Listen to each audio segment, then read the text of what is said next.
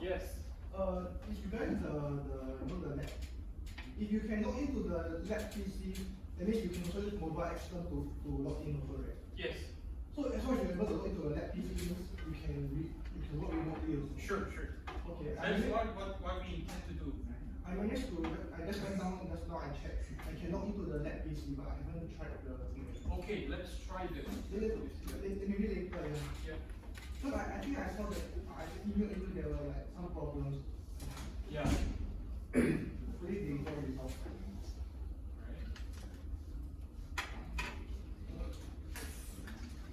Okay. Welcome to the tutorial session today. I hope you attempt at least one question as I ask you to do so. And you might have found that during the lecture it seems quite obvious, but when you try to attempt it, it looks like it's not that obvious. That's probably what you have found. So today what I will do is I will go through two questions. Okay, why two questions? Because I usually plan to do everything, but there are some topic like frequency response that we'll be learning tomorrow. And I feel we better split the tutorial questions to two and then cover one by one. Right? The first question, just for those who came in late, we'll be covering, I hope that you actually, first of all, kind of this question yourself. Please have a seat. And this is also related to your tutorial sub-project. Here is I hope don't give up. Okay, so the sub-project, the tutorial question has the self-study, which I will be uploading the problem there and you answer there. Let's go to the question over here. Use small signal model to derive the equivalent resistance for the following circuit. Okay, when I say R equivalent, just to review, who has attempted this question before? Don't be shy. Okay, very good.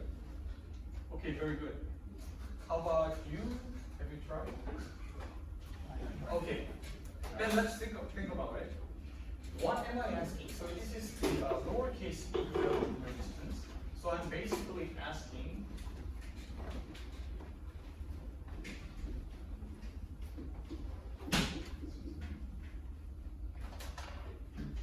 this portion. Now I talked about if you have a bias point over here, DC resistance will be simply voltage divided by the current.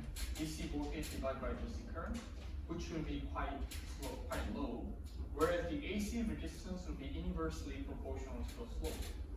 And when I say the R equivalent, I'm asking the AC resistance because if you remember, let's say I have coupled the input to the gate, and then you have the output from the drain. This AC resistance will be related to what? Can you guess? Yes. Yes. Let's say you have a transconductance Gn. Why do I need to care about the R equivalent here? Because transconductance multiplied by this is what? That's the gain. So basically, I'm asking you to calculate the R equivalent because I want to know about the gain. That's the step-by-step what we need to learn from this tutorial question. Right? And here, fortunately, ignore the body effect. What is the body effect, by the way? Do you recall? Of course you know, right? When the VDS is not equal to 0, will affect the total threshold voltage. Correct. Do you remember how the body bias affects the threshold? In NMOS, for example, if the body bias goes up, does this threshold go higher or lower? Forget about the equation. Be intuitive. By applying the bias to the body, you can kind of, this is not 100% accurate explanation, but intuitively you can understand. You're already applying some body, some bias to the transistor, pre-asserting the bias. So you just need to top up a little bit further. In that sense, you need higher bias, higher threshold or lower threshold to turn on? Lower. Right? Again, that's not 100% accurate description of what's happening, but you can kind of understand by heart that's how it happens. Right, so if you increase the body bias in the NMOS, threshold drops. If you lower the body bias, even lower than the ground, now you have to apply much higher bias here to collect more electrons underneath. Hence the threshold goes up. And when I say lower and higher, that's with respect to the source. With respect to the source. Normally you connect to the ground, the body, but if you connect, let's say, slightly higher than the ground here, where the source is now connected to, let's say, ground, here it's not, but the source is connected to ground, then the threshold will be, if you have a higher threshold drop. So when I talk about the body effect, that's always with respect to the source.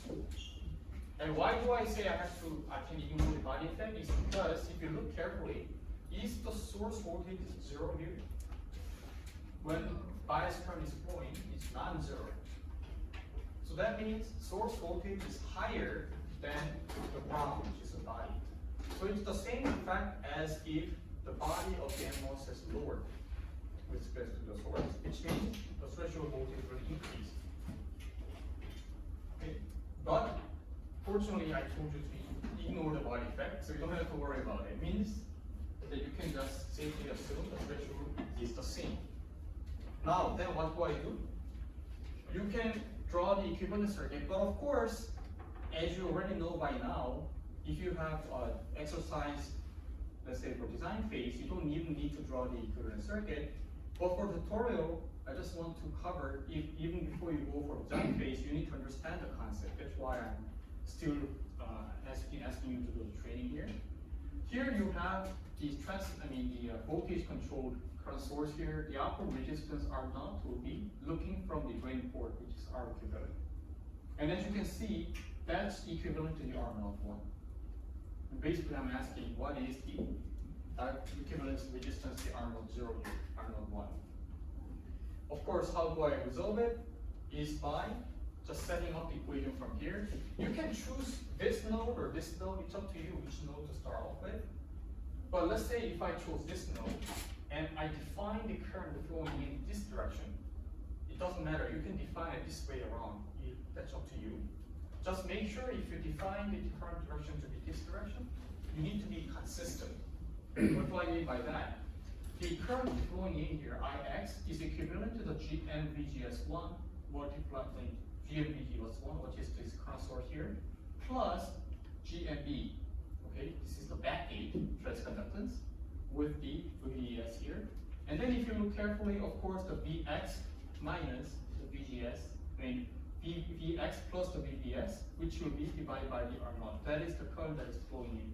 That has to be the combination. The current flowing in has to be divided into 3 branches. So current flowing in is the same as current flowing out.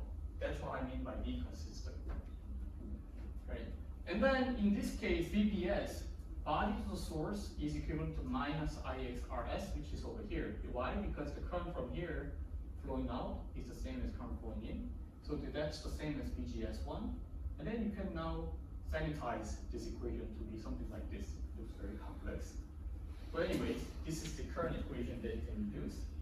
And from there, I'm going to do it for you. You're going to put everything to the right-hand side with respect to the R01. Then R equivalent, which is the IX, Vx minus the Ix, becomes something like this. Looks very complex.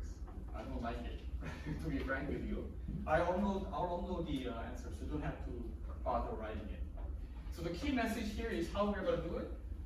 You're going to decide which node you'll be looking into. If I decide this node is where I'm going to look into, this current is equivalent to here, here, and here. And this current, what I'm saying you have to watch out for the consistency is, I define the current as this way, so you have to subtract this voltage. Subtract this Vx minus the voltage over here over the R0. That's the current direction, right? So that direction you have to watch out. After that, it looks very complex, but it's very straightforward. Okay, any questions up to this point? Again, I'll be uploading the answer, not today, intentionally. I will leave because I heard that, I just saw that not many of you actually attempted this before. So I'll leave it up to you to resolve it a little bit.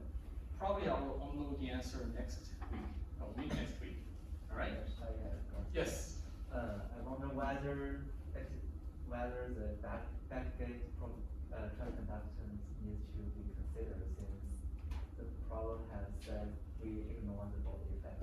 Yes, that's right. So if you want to completely ignore the body effect, actually you don't have to take this portion into the account. So even if you have ignored it, that's okay, as far as we mentioned. So for example, in the analysis that you're going to do, please make sure you write your assumptions. In other words, if you know what you're doing, and then you have successfully ignored it because you have assumed that way, that should be just fine. Good point. Okay, again, I'll be uploading this answer, so don't bother writing this down. R equivalent in this case is as you already know, it's very familiar format, GM multiplied by RS multiplied by R01. So if I go back to slide 2, do you remember if you look from the port, normally if there's no resistance source here, there will be R0. But if there's a resistance here, the resistance will be multiplied by GM. and then multiply by the R naught. That is the high resistance you'll be seeing. That's the message that I gave you just last lecture. And if you do the math, that's actually what's happening. The RS will be multiplied by the GM. On top of that, you'll be multiplied by the R naught. So it's very, very high resistance, right? And that's no more the case if the GM multiplied by RS multiplied by R naught 1 is much higher than the RS, and of course, it's much higher than the RS. Okay. Again, as you sit back, it sounds quite obvious, but if you hadn't tried it, please do it yourself. Do I need to memorize this? No, please don't. All right? But do I need to understand how it works? Yes. For example, do I need to know how to set up this curve? Ix is equals to this branch, and this branch. Yes, that one is better if you do understand. All right?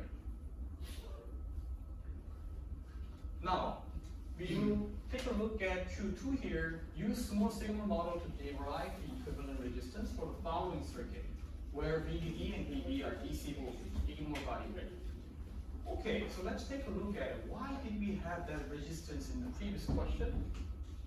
You can already now sense the resistance stream from here is equivalent to whatever the resistance you'll be seeing from this port multiplied by the GM2 multiplied by the R02.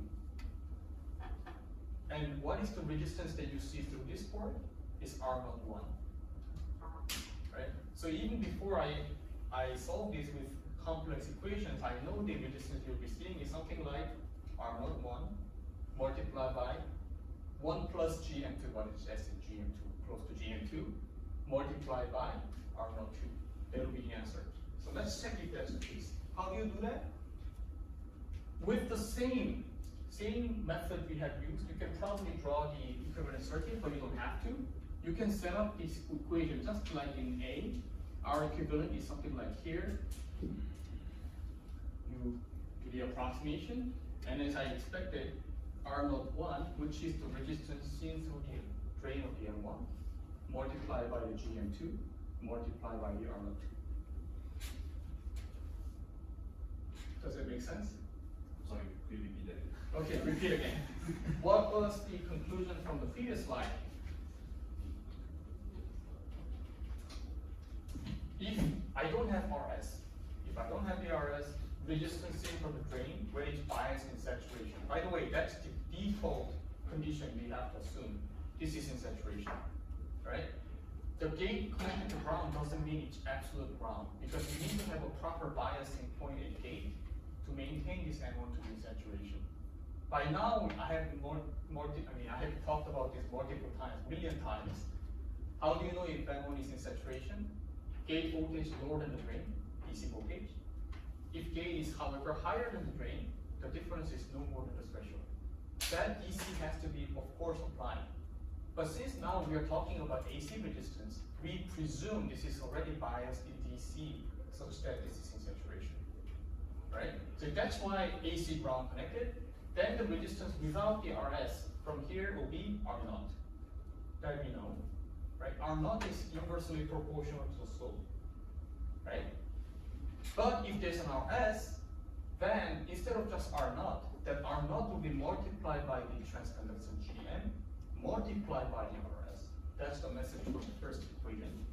Now if you compare this with this, you can see that instead of a resistor, now you have an active load, M1. So if you look from this port, this one is not RS, but now it's R01. So everything is done the same as the previous question. The equivalent resistance seen from here will be GM2 multiplied by the R02 multiplied by whatever is attached to the source of M2. And source of M2 is R01. So that's why I said GM2 multiplied by R01 multiplied by R02. And why am I keep ignoring 1? Because if you put real numbers, you will see that 1 compared to R01 multiplied by M2 is much smaller. Okay? Most of the time you can't approximate. Of course, in the real design, you have to double check this is much higher. Then if it is higher, then you can just assume it's similar to just GM2 multiplied by R01, each in the bracket. Okay? Make sense now? All right, good. Q2, use small signal model to derive the equivalent resistance for the following circuit where VDD and VB are DC voltage. Okay. Now we are looking into the source, not the drain. And again, M1 is biased in saturation. Connected to ground doesn't mean this is 0 volt. This has some DC level such that M1 is in saturation. Now I don't have to tell you how do you know if this is saturation. Gate voltage is lower than drain, or if gate is higher than drain, difference is no more than threshold. Alright? How do I do that? You can again do similar method. Now the difference is the bias, the voltage you're looking into is from the source part, where the transconductor, if you want to ignore the body effect, you can just get rid of this. There's an R0 here, there's R here. R is connected to the drain. With a similar method analysis, what I mean by similar method, current flowing in is the same as current flowing out. You will see that the IX is like this, whereby I just did the math for you. Again, I will be unloading this, you can attempt it, but please do not, if you haven't solved it yet, do not look at the equation yet, the answer yet. Just get it, right? And then I just did the sanitization for you. The R equivalent will be R0 plus resistance divided by GM1, R01. So how do I interpret this? If R01 is much higher than the resistor, the DC resistor in the drain, which is most of the time, because this is DC resistance, this is an AC resistance. Typically, R will be, if you look at, in order to make the transistor in saturation, this will be in kilo ohm order, whereas this will be typically more than tens of kilo ohms, if not, it's the hundreds of kilo ohms. In this case, you can see that if R0 hundreds of kilo ohms plus kilo ohm is approximated to R0 1, then R0 1 and R0 1 cancel each other. The leftover is 1 over GM1. What do I mean? If I look at, oops, sorry. If I look at the saturated amplifier from the source side, the resistance you'll be seeing is 1 over GM. 1 over GM of the transistor. That's quite handy to understand. And why is it? Because transconductance means how well you're conducting current. Resistance is inverse of that. Does it make sense? Transconductance is how well you conduct current. So the resistance will be 1 over how well you're conducting current. Right? That's the opposite of that. And hence, equivalent will be 1 over GM. If you do consider the body effect, it will be M1 plus GM2, GM backgate. Typically, this is around, I'll say 20% or less, around that ballpark of the main GM. Okay, any questions? Okay. D. Use a small signal model to derive the equivalent resistance for the following circuit where the VDD and VB are DC voltage, ignore the body effect. Now I want to look at the equivalent resistance through the M1 source where there is a resistor. Instead of a resistor, you have a diode connected. Right? So this is similar to C, if you look carefully. It's very similar to C, but instead of the passive resistor, you have diode connected device. And diode connected device will be very similar to what? Okay. This will be similar to looking into the diode connection in forward bias, that will be 1 over GM. Anyway, if you make the equivalent circuit in these two, this is in place of the R, now we are replacing the PMOS diode connection. For those who don't understand what I'm talking about,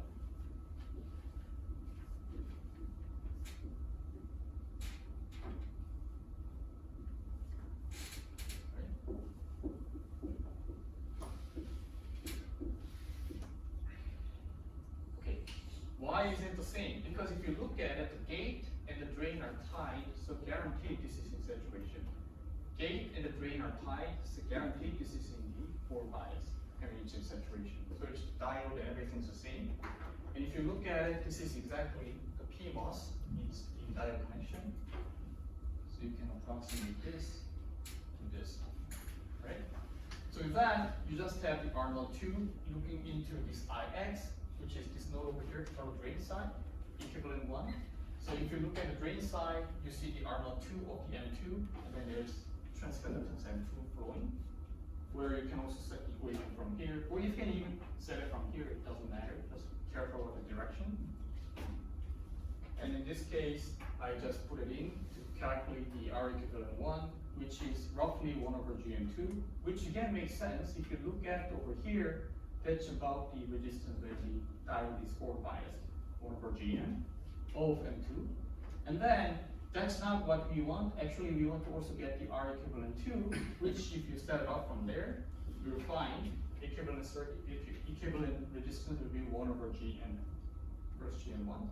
But just keep in mind, in the previous connection, it was the self-resistance, DC resistance, where DC resistance doesn't show up over here. If the R01 is much higher than the DC resistance, the resulting equivalent resistance is just 1 over GM. All right, and that's similar case here, because it's diode connection, and it will be just working as a DC resistance, not AC resistance, because it's just giving the bias point. And that's DC resistance is equivalent to 1 over GM2, which is quite small compared to the R01. That's why the equivalent equivalent resistance 2 will be just 1 over GM1, just in the previous case. Right, so you have to understand this concept, not necessarily the equations. All right, any questions up to this point? Okay, I know that some of you try to solve this yourself. That's excellent. If you haven't, I'm telling you, I'm really begging you, please try to attempt it before you look at the answer that we know. All right? Now, we will be getting the gain of a source degenerated common source amplifier or a common source amplifier source degeneration resistor. Find the voltage gain. What do I mean? So, how come this is an amplifier? Again, there is something that is omitted. What is omitted here? We need to make sure M1 is in saturation. How do you know it's in saturation? It's not shown here. In other words, if you have the off-the-shelf NMOS and you just connect V in with M1 like this, of course you're not going to get any gain. You need to have the VDD, you need to have the VB, the gate, biased in a way that is biased in saturation. That is already assumed here.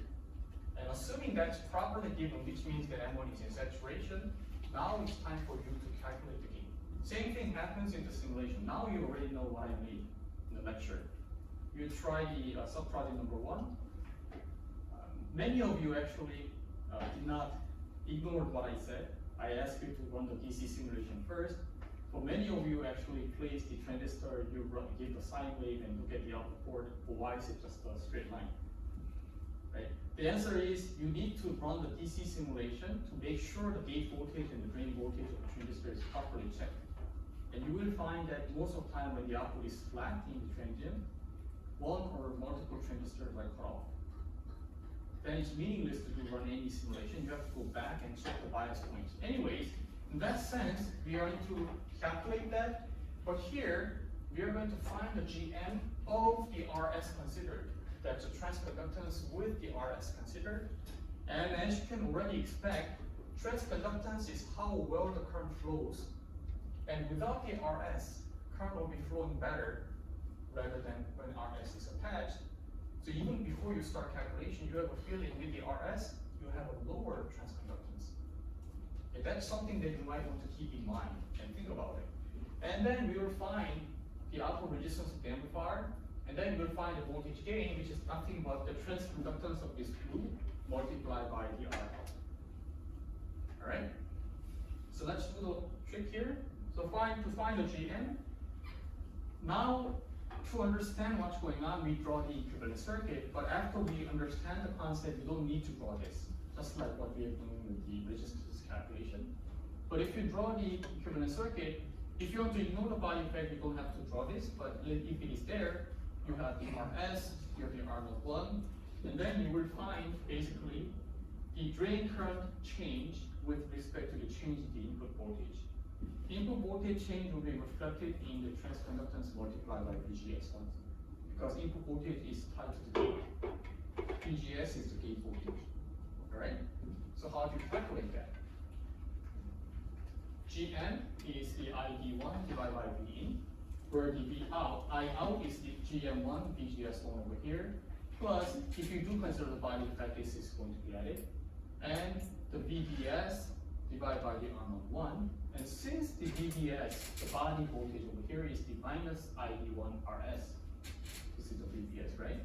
Because the source voltage is higher than the base, I mean the body, VBS will be negative, because source is higher, right?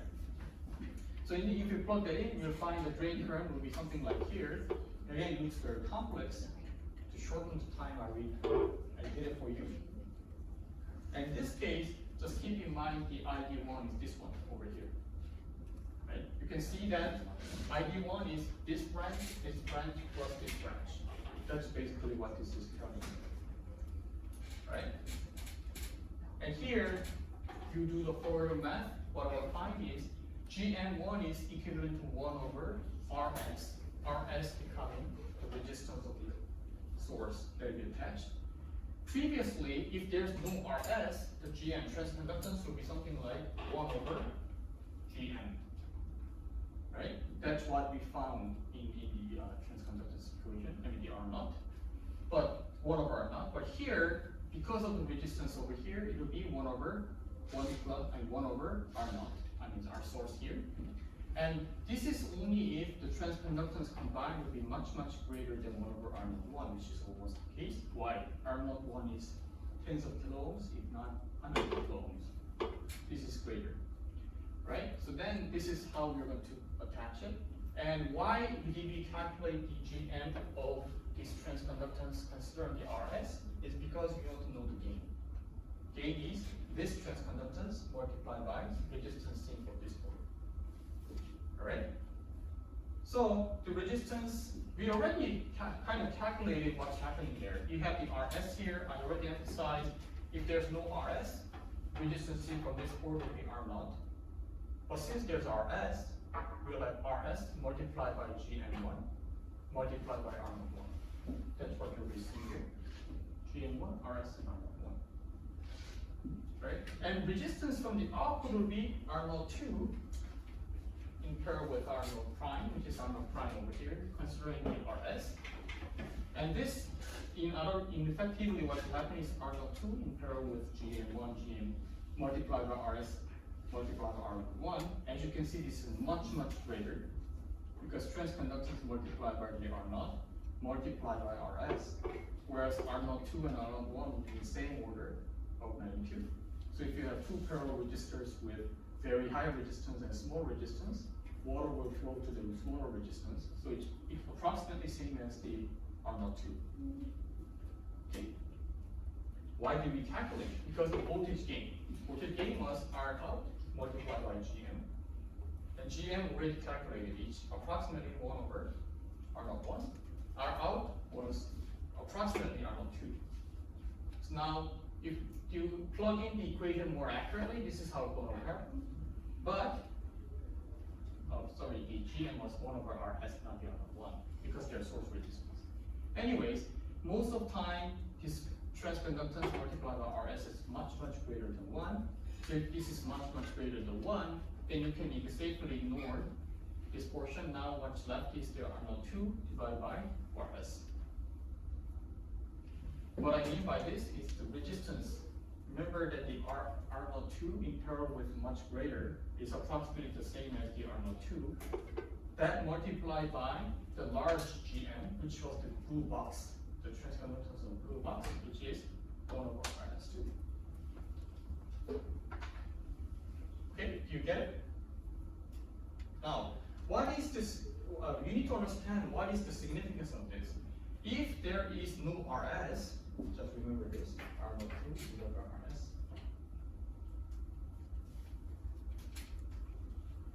If you don't have the RS here, if you don't have the RS, it will be GM multiplied by R naught, right? And R naught will be higher than RS typically. This is kilo ohm order. And we found that with the existence of the RS, at the end of the day, the gain is R naught 2 divided by RS. And if you compare these two, this will be slightly lower. We'll be coming back to this. It's lower because you're giving some negative feedback, right? It's a negative feedback function. I will be coming back to that in the next lecture. So for the time being, we'll just understand it that way. Any questions on this one? Okay. If I were to give you one message today,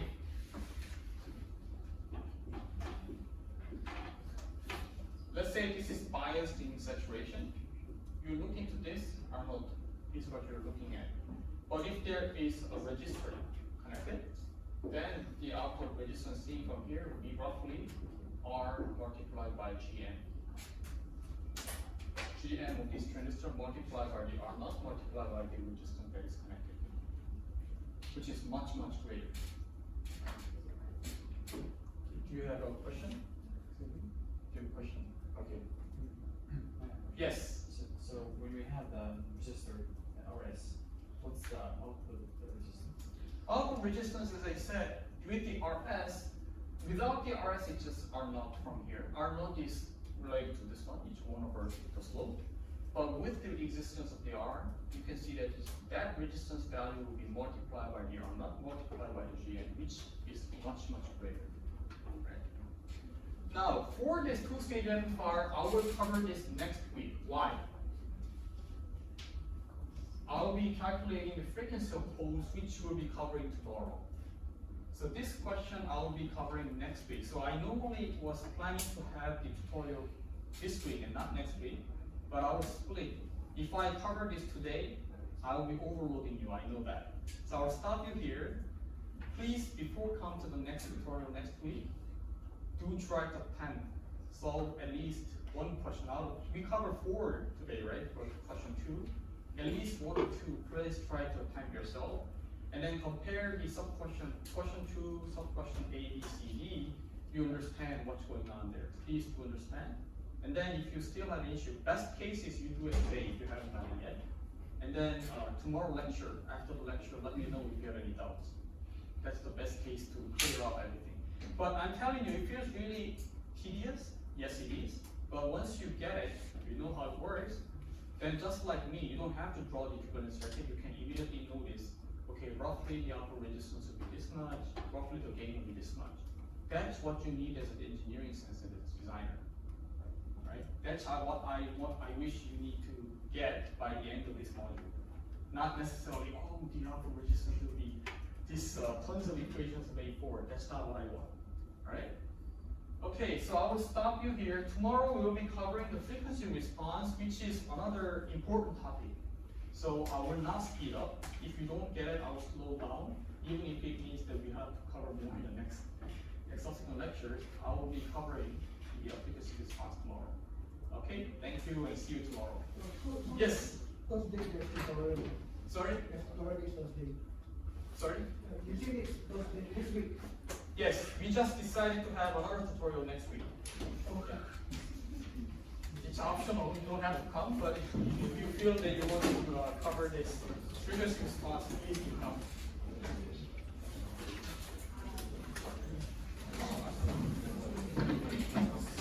And for today, I have to excuse myself because I have a visitor from weekend from Japan.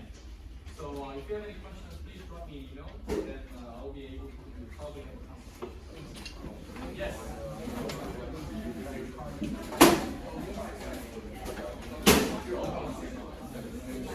Oh, okay. Oh, did you try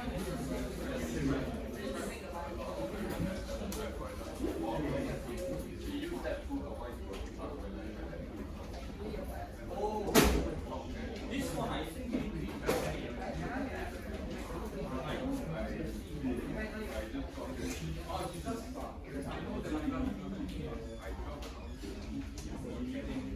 okay, let me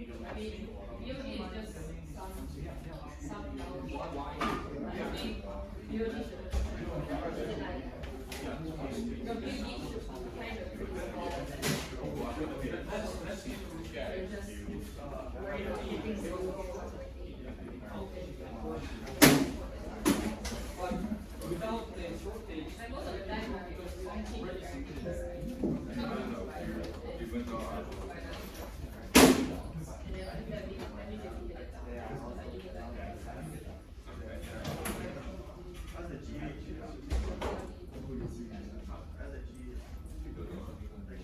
try login.